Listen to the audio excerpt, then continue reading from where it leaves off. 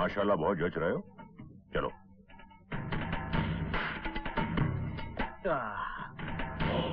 आइए आइए अकबर भाई, स्वागत है। और तुम बताओ दादा ठाकुर, कुर्सी मुबारक हो, बैठिए। अकबर भाई तो शराब पीते नहीं हैं, इनके लिए ठंडा लाओ। और तुम बताओ दादा ठाकुर, कौन सी विस्की पियोगे? सॉरी, मैं शराब नहीं पीता। चलो ये तो बहुत अच्छी बात है। अकबर भाई के उत्तराधिकारी हो के तो अकबर भाई जैसा ही होना चाहिए। तो ठंडा लाओ भाई।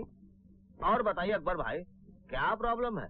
नहीं, कोई प्रॉब्लम नहीं है, बस एक छोटा सा काम है जिसमें आपकी थोड़ी सी मेहरबानी चाहिए। ऐसी बात करके मुझे शर्मिंदा मत कीजिए अकबर भाई।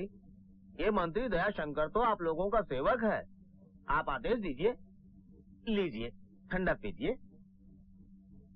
आपने एसीपी त्रिकाल चौधरी का तो नाम सुना होगा, जो इस वक्त नागपुर में पोस्टेड है। हाँ, बहुत अच्छी तरह। एक नंबर का कमीना और घटिया आदमी है। मैं चाहता हूं कि उसका ट्रांसफर आप यहां करवा दें। समझ गया। 2 नंबर के धंधे में त्रिकाल चौधरी जैसे घटिया लोग बहुत काम आते हैं। आप फिक्र मत कीजिए, समझ लीजिए कि उसका ट्रांसफर हो गया। गुड मॉर्निंग पापा। गुड मॉर्निंग बेटे। गुड मॉर्निंग अकबर भाई। गुड मॉर्निंग अमूल बेटे। हम आपके भाई नहीं, दोस्त हैं। किस बात की दोस्ती? पापा को तो कभी टाइम ही नहीं मिलता, और आप भी कभी हॉस्टल में मुझे मिलने नहीं आते। अकबर भाई, ये साडा पुत्र सही शिकायत कर रहा है। भाई दादा ठाकुर, अमूल बाबा की ये शिकायत बिल्कुल जायज है, इसलिए आपको हमारे बड़े भाई साहब के लिए हर हालत में वक्त निकालना होगा। आपने ठीक कहा अकबर भाई। बेटे, आज से मैं और अकबर भाई दोनों तुम्हारे लिए टाइम निकालेंगे। प्रॉमिस पापा? प्रॉमिस। अच्छा, मैं चलता हूँ। Bye mummy. बाय पापा। बाय। बाय अकबर भाई। बाय बेटे, बाय। हायर से हायर एजुकेशन करने के लिए मैंने इसे अमेरिका भेजा, लेकिन भगवान का लाख लाख शुक्र है, ये अपने संस्कार और भाषा को नहीं भूला। ये तो अच्छी बात है माथुर साहब। हायर एजुकेशन के लिए लंदन या अमेरिका जाने में कोई बुराई नहीं। बुराई तो इसी में है कि उनकी तहजीब और उनके कल्चर को अपनाने की। आपने बिल्कुल सही कहा दादा ठाकुर। माधव साहब, अब यही बात नई नस्ल को समझाना तो बहुत मुश्किल है। हाँ माथुर साहब, ये मेरी बीवी कामना और मेरी बहन रेशमी। नमस्ते। बैठो बेटी, बैठो। रश्मि बिटिया, तुम साक्षात लक्ष्मी हो। दादा ठाकुर, ये तो आपकी जिद थी, जो विवेक बेटे को लेकर रश्मि बिटिया को देखने के लिए मैं यहाँ चला आया। मेरी तरफ से तो रिश्ता पक्का ही समझिए आप। माथुर साहब, मैंने आपको विवेक के साथ यहाँ इसलिए नहीं बुलाया कि आपका बेटा मेरी बहन को देखे और पसंद करे, बल्कि इसलिए बुलाया था कि मेरी बहन आपके बेटे को देखकर पसंद या नापसंद कर सके। खैर, आपने अपनी तरफ से रिश्ता तय कर लिया है, इसलिए बहुत बहुत शुक्रिया। लेकिन मैं हाँ या ना का फैसला मेरी बहन की मर्जी जानने के बाद ही बताऊंगा। आपने सही कहा दादा ठाकुर। सुखी जीवन के लिए लड़का लड़की का एक दूसरे को समझना बहुत जरूरी है। खैर, आपकी राय का इंतजार रहेगा मुझे। अच्छा, हम चलते हैं। नमस्ते। नमस्ते।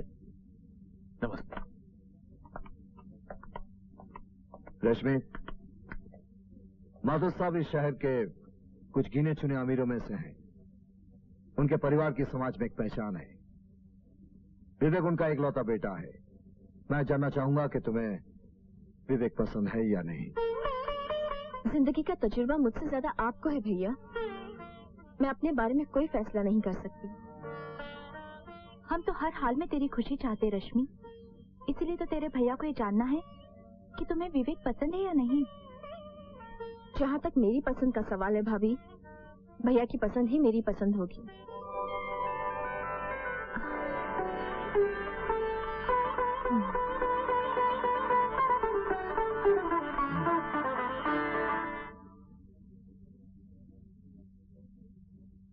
Sir, I was very happy in Nagpur. मुझे अब तक समझ में नहीं आया कि मेरा ट्रांसफर यहाँ क्यों करवा दिया गया? इसमें परेशान होने की क्या बात है मिस्टर चौधरी? आपको तो खुश होना चाहिए। बहुत सारे ऑफिसर चाहते हैं कि उनका ट्रांसफर इस शहर में हो जाए, मगर होता नहीं। वो तो ठीक है सर, लेकिन पता नहीं ऐसा लगता है कि मेरे इस अचानक ट्रांसफर के पीछे कोई बात है। मैं इसके बारे में तुम्हें कुछ नहीं बोल सकता। आप जानते हैं, हम पुलिस वाले मिनिस्टरों के हाथों की कठपुतलियां हैं, जैसा चाहते हैं हमें नचाते हैं। Thank you sir, I take your leave. Thank you sir. Okay, all the best. Thank you sir. लीजिए भाई साहब, चाय पीजिए। अरे भाभी, इसकी क्या जरूरत है? मैं इस घर का मेहमान थोड़ी हूँ, और आप तो जानती हैं कि मैं त्रिकाल साहब के अंडर में काम कर चुका हूँ। जी हाँ, मुझे पता है। मुझे इस बात की बड़ी खुशी हुई कि त्रिकाल साहब भी ट्रांसफर होके मुंबई आ गए। हाँ। दरअसल इस शहर को त्रिकाल साहब जैसे एक ईमानदार ऑफिसर की सख्त जरूरत है। भाभी, आपको पता नहीं आपके पति कितने महान हैं। मेरे दिल में उनके लिए खास रिस्पेक्ट है। भाई साहब, आप चाय पीजिए, मैं अभी आती हूँ। जी, आप जाइए। एक अमले, तेरी खोपड़ी में भेजा है कि नहीं? अगर त्रिकाल चौधरी इतना ही ईमानदार आदमी है तो तू मुझे यहाँ क्यों लेकर आया? अबे साले, तू नहीं समझेगा। मैं जो बोलता है ना, उस पर कभी ध्यान नहीं देने का, क्योंकि मेरे दिल में कुछ, दिमाग में कुछ और जुबान में कुछ और होता है। ये तो मैं त्रिकाल साहब की बीवी को मस्का मार रहा था। दरअसल त्रिकाल साहब एक नंबर का हरामी आदमी। गुड मॉर्निंग कामले। सर, कैसे हो? ठीक हूँ सर। सर, यशवंत अन्ना और विकास अन्ना का नाम तो सुना होगा आपने। ये उनका छोटा भाई। नमस्ते सर। नमस्ते सर, आपके ट्रांसफर होकर मुंबई आने की खुशी में यशवंत अन्ना और विकास अन्ना आपसे मिलना चाहते हैं sir. Yes, why not. Thank you sir. Thank you.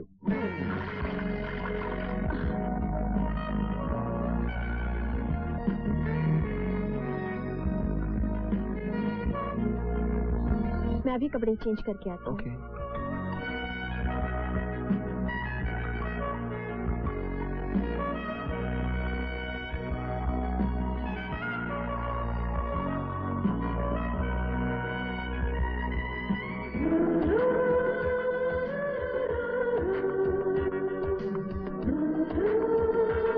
हाय रश्मि।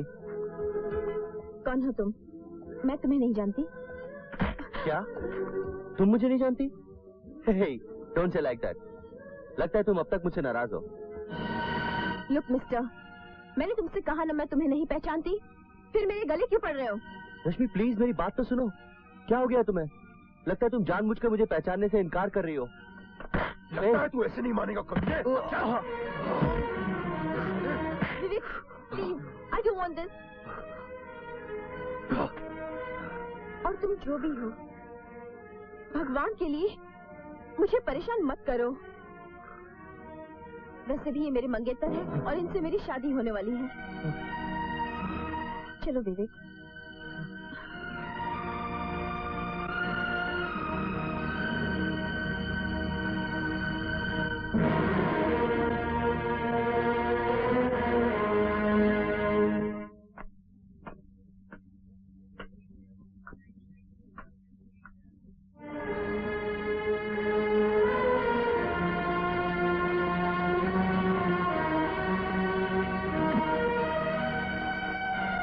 मैं जानती हूँ इस वक्त तुम्हारे अंदर तूफान सा उठ रहा होगा। अनगिनत सवाल जहरीले नाग बनकर तुम्हारे दिलो दिमाग को डस रहे होंगे। बिल्कुल ठीक समझा तुमने। देखो रश्मि, हम दोनों एक दूसरे के जीवन साथी बनने वाले हैं, इसलिए मेरा ये जानना बहुत जरूरी है कि उस लड़के के साथ तुम्हारा क्या रिश्ता है। तुम्हारा ये कहना एकदम जायज है। मैं खुद भी तुम्हें अपने बीते हुए कल के बारे में सब कुछ बता देना चाहती हूँ। मेरे भैया, जिन्हें लोग दादा ठाकुर के नाम से जानते हैं, दरअसल वो पहले कांस्टेबल थे। भाभी, भाभी, हेलो भाभी जी। आ रही हूँ, आ रही हूँ। इतना चिल्ला क्यों रहे हो तुम? ये देखो, आपने जो जो सामान कहा था सब लेके आया हूँ। ये लिस्ट है, चेक कर लो। चेक कर लो? मैं अच्छी तरह से जानती हूँ तुम जो भी लाए हो बिल्कुल सही लाए हो। वो तो है भाभी जी, गुड मॉर्निंग देवराज भैया। अरे गुड मॉर्निंग सर। अरे ये क्या देवराज भैया, आप में आत्मसम्मान नाम की कोई चीज है या नहीं?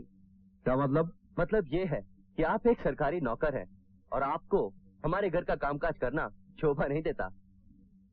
सुन लो भाभी, इनके घर का मतलब ये घर हमारा है ही नहीं। कौन कहता है कि ये घर तेरा नहीं है? अरे बाबा, मैं तो तुझे अपने परिवार का एक सदस्य समझती हूँ। सुन लिया मिस्टर इंदर, भाभी की इस बात का कोई जवाब है आपके पास? अरे ये हवलदार अगर अपने ही घर का कामकाज करे तो इसमें बुराई क्या है? समझ गया ना? आप लोगों से कोई जीत तो सकता नहीं। अच्छा भाभी, मैं चलता हूँ। हेलो, आप कौन सा बोल रहे हैं? एमएलए साहब, आप 1 मिनट होल्ड कीजिए, मैं साहब को बुलाता हूँ। 1 मिनट। किसका फोन है देवराज? साहब, एमएलए साहब का फोन है। हेलो, नमस्ते एमएलए साहब, नमस्कार। रोशनलाल बिल्डर के मर्डर केस में जो आदमी गिरफ्तार हुआ है वो आपका आदमी है? अरे नो प्रॉब्लम सर, वो छूट जाएगा। अरे नहीं सर, इसमें धन्यवाद की क्या बात है। It's a matter of give and take. आपने मेरा प्रमोशन करवा के मुझे एसपी बनाया, तो क्या मैं आपके लिए एक छोटा सा काम नहीं कर सकता हूँ? सर आप बेफिक्र रहिए, आपके आदमी को कुछ नहीं होगा। Okay sir, thank you sir, thank you. Devraj, man साहब को डॉक्टर के पास जाना है, तुम उनके साथ जाओ और चेकअप करवाने के बाद उन्हें घर पहुंचा के तुम पुलिस स्टेशन आ जाना। ओके? Yes sir. अच्छा, तुमने पढ़ाई भी कंप्लीट कर दी है, तो अब आगे क्या करने का इरादा है तुम्हारा? पिताजी चाहते हैं कि मैं आईपीएस करूं, लेकिन मुझे आईपीएस बनने का कोई शौक नहीं है। तो फिर क्या करोगे? मैं एमबीए करके खुद का बिजनेस स्टार्ट करना चाहता हूँ। I want to become a big businessman too. Idea तो बहुत अच्छा है तुम्हारा।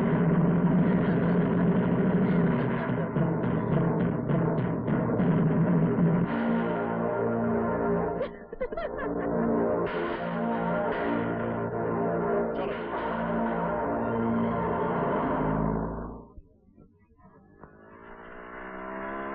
Hi mom. हाय बेटा। इंदर, जी पिताजी। इधर आओ। वो लड़की कौन थी तुम्हारे साथ? कौन सी लड़की? वही जिसे तुम इतने प्यार से कोका कोला पिला रहे थे। वो देवराज भैया की बहन है रश्मि। मैं उससे बहुत प्यार करता हूँ और उससे शादी भी करना चाहता हूँ। तुम जानते नहीं तुम क्या कह रहे हो। शादी विवाह का रिश्ता हमेशा बराबर के लोगों में होता है। और देवराज देवराज एक मामूली सा हवलदार है। उसकी बहन किसी भी कीमत पर इस परिवार की बहू नहीं बन सकती। क्यों नहीं बन सकती? क्योंकि वो हमारी तरह अमीर नहीं है। मगर ये आपकी भूल है पिताजी। मोहब्बत को दौलत के तराजू में नहीं तोला जा सकता।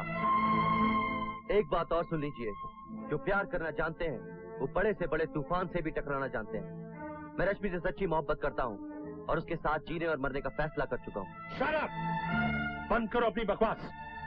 त्रिकाल चौधरी के होते हुए इस घर में किसी और को फैसला करने का कोई अधिकार नहीं। और एक बात तुम भी कान खोलकर सुन लो, मान सम्मान और घर की इज्जत के लिए त्रिकाल चौधरी कुछ भी कर सकता है। अगर तुमने अपनी जिद नहीं छोड़ी तो त्रिकाल तुम्हारी रश्मि के लिए काल बन जाएगा। शायद मैं तुम्हें कुछ नहीं कर सकता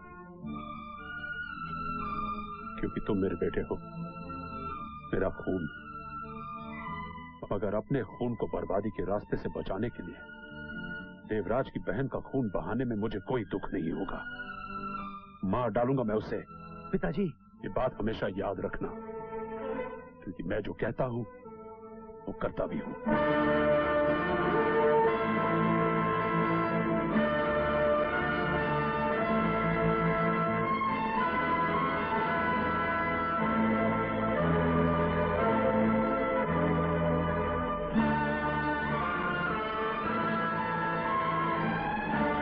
सोच रहा है बेटे? बेटे, तेरे पिताजी बहुत ही जिद्दी किस्म के इंसान हैं। अगर तुझे रश्मि की जिंदगी चाहिए तो उसे भूल जा बेटे, भूल जा। माँ, तुम भी? बेटे, मैं तेरे प्यार की दुश्मन नहीं हूँ, लेकिन मैं जानती हूँ तेरे पिताजी जो कहते हैं वो करके रहते हैं।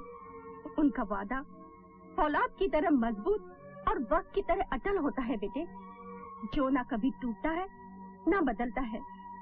बेटे, अगर तुझे रश्मि का जीवन चाहिए तो तुझे अपनी मोहब्बत कुर्बान करनी ही होगी।